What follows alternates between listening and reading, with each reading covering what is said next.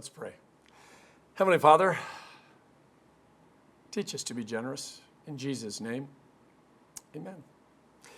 I know it's a stretch from Jesus saying, consider the ravens. They do not sow or reap or have barns or storerooms, yet God feeds them, to the news story about the 3-year-old hippo named Fritz getting a watermelon cake for his birthday, but that's just how I roll. See, I didn't know hippos loved watermelons. A few years ago, I learned that elephants love apples and oranges, but hippos and watermelons, who knew? Well, now we do.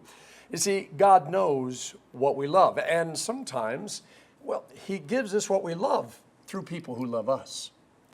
So last week, Jesus told the parable about the rich fool who wanted to build bigger barns so that he could eat, drink, and be merry while everybody worked. He had it all figured out, except he died before he got to enjoy any of it. Now, even though Jesus says that we should never call anyone a fool because we would be tempting the fires of hell, God calls this guy a fool.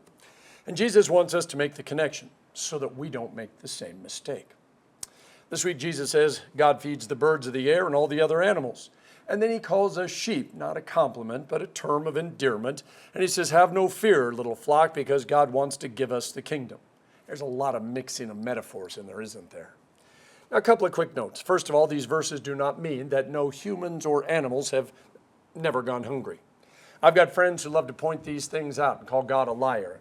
It's just like when Jesus said, whoever asks for anything in my name, God will give it to him. And they start going, I want a Ferrari in Jesus' name. I want a new house. And when it doesn't happen, they say, see, God's a liar.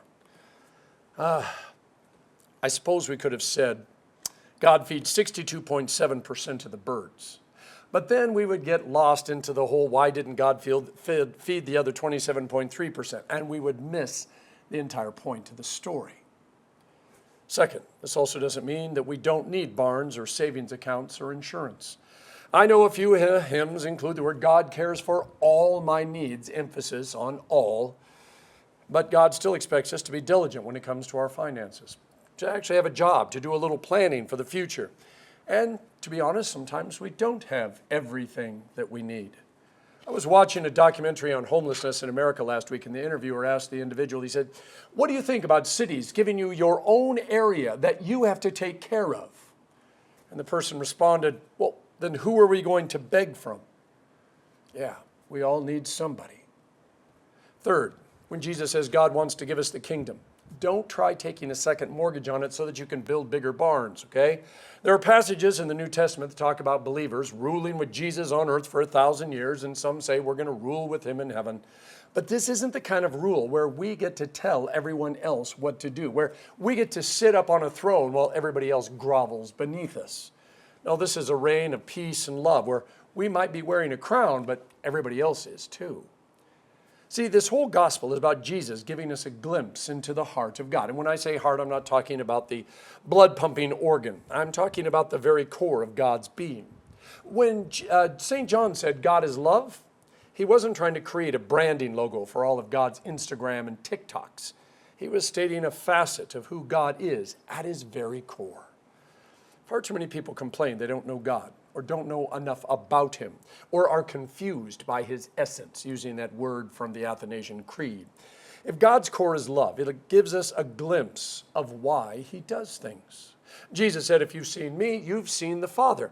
If we read stories of Jesus in the gospel, healing the sick, knocking tables over in the temple when people are getting cheated, forgiving sinners, sacrificing himself for the world, all those things that Jesus did, we get a very good idea of what God's heart is all about.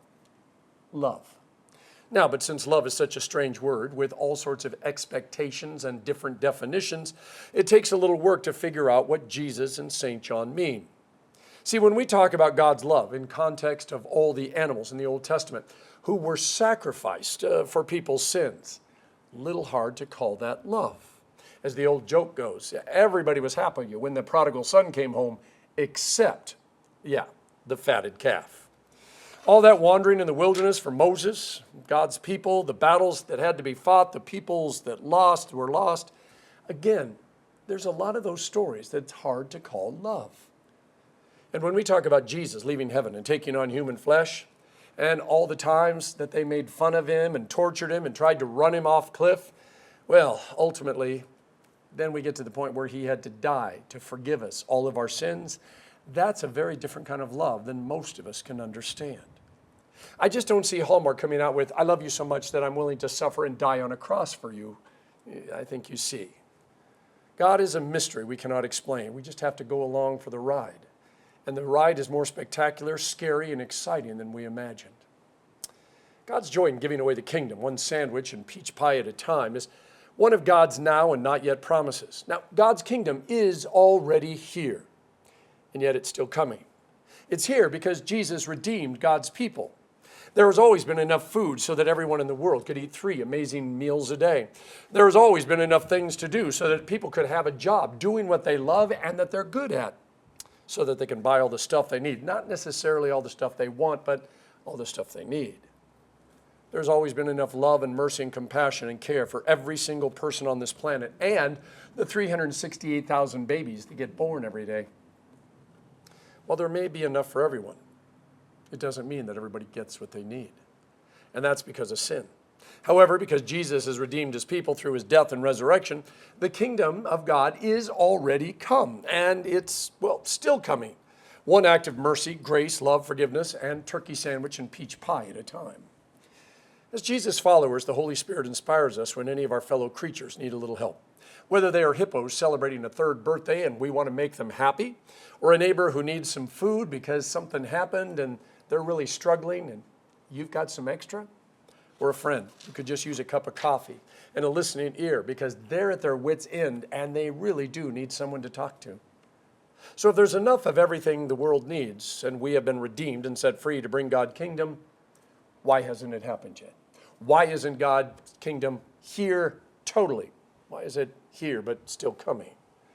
That's when Jesus closes the gospel with a real zinger that cuts to the heart and the soul and our wallets. Now, whether you're watching those late night commercials that have puppies locked in cages, or the ones where the flies are crossing the children's eyeballs, or the latest appeal for help for Texas and the floods, or California and the wildfires, it's so easy to say, someone needs to do something, and we mean it. We really do believe and want someone to do something. But when we look at our bank account and our plans for the future, that's where things come to a screeching stop. See, when Jesus says, where your treasure is, there your heart will be also, it gets really uncomfortably. And all of us want God to be number one in our life. We want people to know that we love God. We want people to know that we love our family. They're definitely number 2. And then we start prioritizing our jobs and friends and community and all the things that we're passionate about that get our hearts stirred up and our hands and feet and voices busy. And sometimes we do get it right. But all too often, it's obvious to others that our priorities are messed up. So are we. A few weeks ago in our prayers, I noted the holiday, Dads Take Your Daughters for a Walk Day. And I put it in there because it really cut me to the heart. See, my very nature as an ADHD, OCD kind of guy keeps me in motion, always adding more things to my plate, and that means sometimes things get shoved to the side of the plate. And my family is one of those things, which is why I'm working on prioritizing things differently.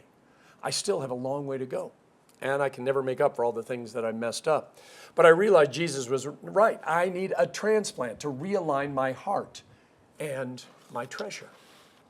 Now, if you've been around our Savior for a while, you know we don't talk a lot about money. We strive to be an outward-focused church, taking care of our needs, but doing the work of the church in our community, our nation, and our world, using the time, the talent, and the treasure that God has brought to this place.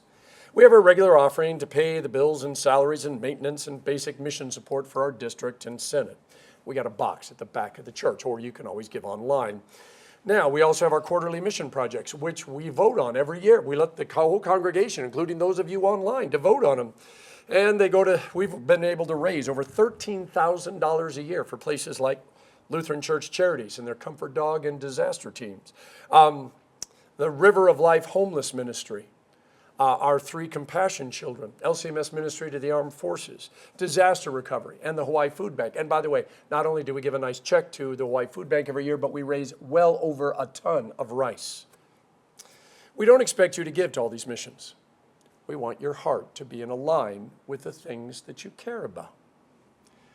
Once in a while, we have special offerings like Maui Wildfire or DCE Sina, who lost her home while she was here in one of the fires in California. We said, we can at least buy you a few things so that when you get home, you at least have a few things. Today, you can give to a missionary that's on his way, and it's something that's important to us. Again, these are things that we want your heart to lead on. We also trust that you're giving to things outside the church that you are passionate about. You know what those things are. They have nothing to do with God or the church, but they do in a way because you're passionate about them and you bring passion to others, and it gives you a chance, by the way, when you work in and through those things to tell people about Jesus. Jesus says, "Do not be afraid, little flock, for it is the Father's good pleasure to give you the kingdom." The kingdom has come, but it is also not yet, because even the church has not been able to fully align itself with God's heart. We may know we're loved and forgiven and freed to be God's people, but we still are struggling with what that means. Growing up, when I went to my grandma's house, there was shelves and shelves of canned food down in the basement. Much of it was expired, and there was a thick coat of dust on the rest of it. When I asked my mom why, she said, "Well, your grandma and grandpa went through the Great Depression." Now, they lived on a dairy farm, so they had more than enough to feed themselves and feed their neighbors, but it had a profound impact on them. Such a deep scar was left that every time Grandma went to the store and could afford it, she would buy what she needed and a little bit more, and then she would take a few of those canned goods and other things downstairs just in case. But since it never got used, it just kept building up. When Jesus said, "If you have 2 jackets, give one away," we excuse ourselves by saying, well, the truth is I need a brown jacket and a blue jacket. I need a winter jacket, I need a rain jacket, and I need a windbreaker. And Jesus isn't arguing with you. It's not about the number or the color of jackets in your closet. You see, Jesus says when you realize you don't need something, you got 2 blue jackets or 2 brown jackets, he says, give it away that's to somebody who needs it. He told the disciples, "Freely you have been given, so freely give." And while he's specifically talking about forgiveness and mercy and grace there, the principle applies to everything. Elsewhere in Mark 10:30, Jesus said, "I tell you the truth, no one who has left home or brothers or sisters or mother or father or children or fields for me and the gospel will fail to receive 100 times as much in this present age and in the age to come eternal life." And in Luke 6:38, he said, "Give, and it will be given to you. A good measure, pressed down, shaken together, and running over will be poured into your lap. For with the measure you use, it will be measured to you." Now, this does not mean that if you give 5 old jackets away, that God's going to magically put 5 brand new, perfect jackets in your closet. Or that if you give money to a mission, that suddenly you're going to win the lottery and become wealthy. You can bankrupt yourself by giving away everything of value in your life. Find yourself completely at the mercy of others, which may actually be the point of this gospel. Because God says, what do you really need? And then he reveals the cross and the empty tomb and what you already have in Christ. When Jesus says there is no reason to fear, referring to himself as the shepherd and we as the sheep of his pasture, it's because the shepherd laid down his life for us. He defends us from the evil one, and he keeps us near to him.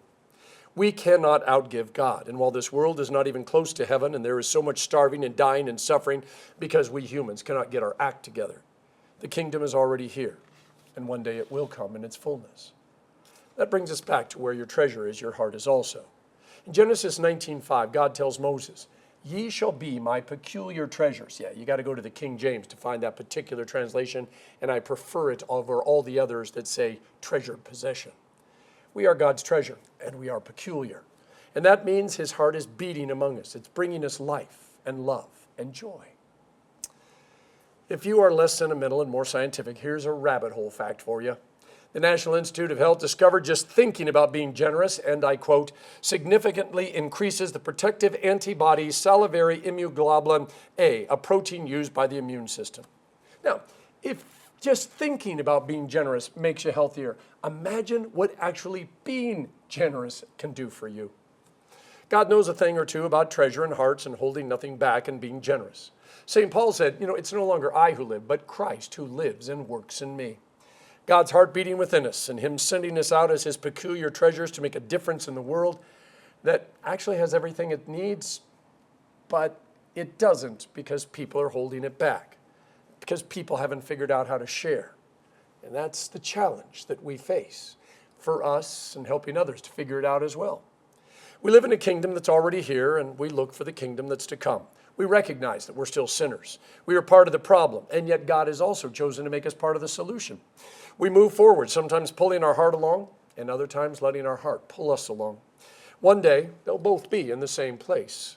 Whether it's throwing a birthday party for a hippo and watching them get really excited about a watermelon cake, or caring for a neighbor, or helping feed folks on this island, or sending money to somebody so that they can go and tell somebody else about Jesus, these are the kind of things that can really realign your heart with your treasure.